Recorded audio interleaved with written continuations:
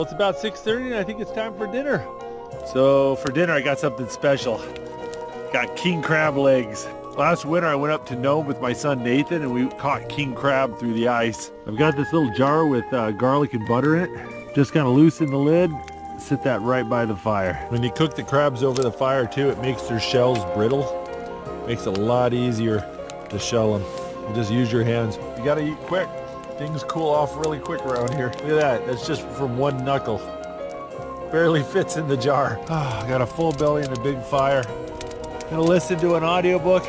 Just kind of relax for an hour or so before bedtime. Oh, it's getting late.